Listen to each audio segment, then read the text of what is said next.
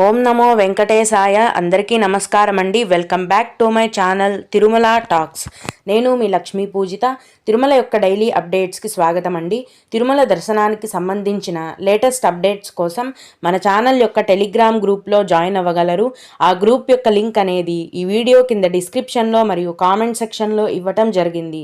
ఈ వీడియోలో మనం తిరుమలలో దర్శనాల యొక్క పరిస్థితి గురించి, అలాగే భక్తులు అడిగే కొన్ని ముఖ్యమైన దర్శనం వివరాల గురించి తెలుసుకుందామండి.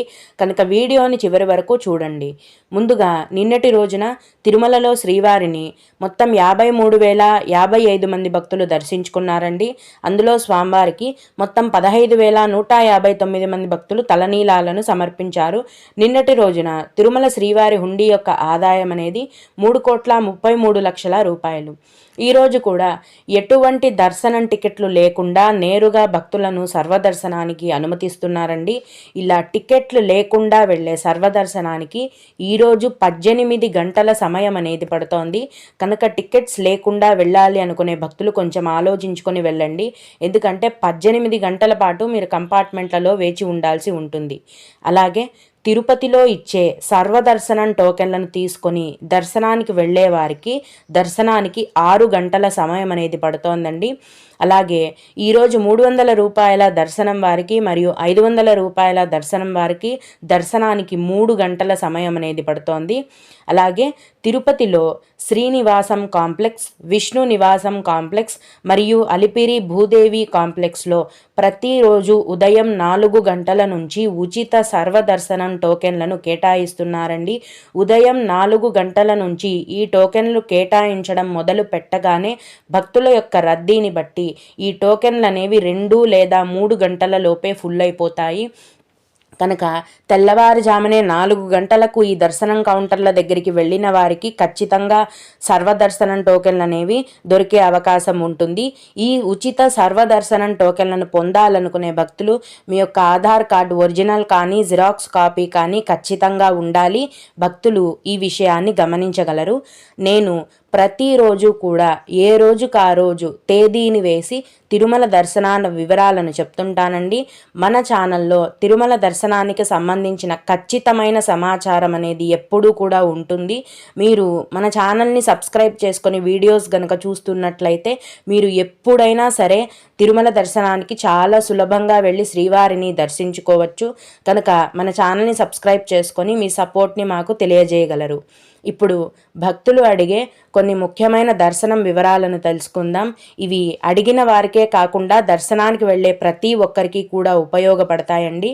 ఒక భక్తుడు అలిపిరి మెట్ల మార్గానికి శ్రీవారి మెట్టు కాలినడక మార్గానికి తేడా ఏంటి, ఏ దారిలో వెళ్తే తొందరగా దర్శనం అనేది అవుతుంది అని అడిగారండి. అలిపిరి మెట్ల మార్గంలో మెట్లు అనేవి కొంచెం ఎక్కువగా ఉంటాయండి. శ్రీవారి మెట్ల మార్గంలో కొంచెం తక్కువ మెట్లు అనేవి ఉంటాయి. మీరు తీసుకున్న దర్శనం టికెట్ని బట్టే మీకు దర్శనానికి ఎంత సమయం పడుతుందో చెప్పడానికి అవుతుంది. ప్రస్తుతం సర్వదర్శనం టికెట్లను తీసుకొని నడిచి వెళ్ళినట్లయితే దర్శనం 5 నుంచి 6 గంటల సమయం అనేది పడుతోంది. దివ్య దర్శనం టికెట్ తీసుకున్నా కూడా అంతే సమయం అనేది పడుతోందండి. 300 రూపాయల దర్శనం టికెట్లు బుక్ చేసుకుని కనుక ఒకవేళ మీరు కాలినడక మార్గంలో వెళ్ళినట్లయితే దర్శనానికి 3 గంటల సమయం అనేది పడుతోంది. మీరు ఏ మెట్ల మార్గం నుంచి వెళ్ళినా కూడా మీరు తీసుకున్న దర్శనం టికెట్ని బట్టి సమయం అనేది పడుతుందండి దర్శనానికి. అలాగే జనవరి 13వ తేదీన చిన్నపిల్లల సుపదం దర్శనం ఉందా అని అడిగారు. పండగ రోజులలో తప్ప మిగతా అప్పుడు ప్రతిరోజు కూడా చిన్నపిల్లల సుపదం దర్శనం అనేది ఉంటుందండి. 1.5 సంవత్సరం ఉన్న చిన్నపిల్లలకి సుపదం దర్శనం ఉందా అని అడిగారండి. లేదండి, సంవత్సరం లోపు వయస్సు ఉన్న చిన్నపిల్లలకి మాత్రమే సుపదం దర్శనం అనేది ఉంటుంది. అలాగే ఈ మధ్యనే వైకుంఠ ద్వార దర్శనానికి వెళ్ళిన వారు మళ్ళీ జనవరి 12వ తేదీ అంటే ఈరోజు దర్శనం టోకెన్ను తీసుకొని దర్శనానికి వెళ్ళొచ్చా అని అడిగారండి. మీరు ఎప్పుడు దర్శనానికి వెళ్ళినా కూడా మీరు టికెట్ తీసుకున్న తేదీ నుంచి 30 రోజుల గ్యాప్ అనేది ఉండాలండి. 30 రోజులు అయిపోయిన తర్వాత మళ్ళీ మీరు అదే దర్శనం టికెట్ తీసుకొని దర్శనానికి వెళ్ళొచ్చు. ఎందుకంటే మీరు ఏ టోకెన్ తీసుకున్నా కూడా మీ ఆధార్ కార్డ్ అనేది అక్కడ స్కాన్ చేయడం జరుగుతుంది. కాబట్టి 30 రోజులు పూర్తి అవ్వకుండా వెళ్ళారంటే ఆధార్ స్కానింగ్ అప్పుడు మీరు ఈ మధ్యనే వచ్చినట్టు వాళ్ళకి తెలుస్తుంది. అప్పుడు మీకు టికెట్స్ అనేవి కేటాయించరు. 30 రోజుల గ్యాప్ అనేది టీటీడీ వారు పెట్టడం జరిగింది. మీరు ఏ రకమైన దర్శనం టికెట్లు తీసుకొని దర్శనానికి వెళ్ళినా కూడా మీరు దర్శనం టికెట్ తీసుకున్న తేదీ నుంచి 30 రోజుల గ్యాప్ అనేది ఉండాలి. 30 రోజుల తర్వాత మీరు మళ్ళీ అదే రకమైన దర్శనం టికెట్ అనేది తీసుకొని దర్శనానికి వెళ్ళొచ్చు. మీకు కూడా ఇలా ఏవైనా సందేహాలు ఉన్నట్లయితే మన ఛానల్లో కామెంట్ సెక్షన్లో తెలియజేయగలరు. నేను ఖచ్చితంగా రిప్లై ఇస్తాను. ఇవి ఇవాల్టి తిరుమల అప్డేట్స్. ఇలాంటి మరిన్ని వీడియోల కోసం నా ఛానల్ని సబ్స్క్రైబ్ చేసుకోండి. ఓం నమో వెంకటేశాయ.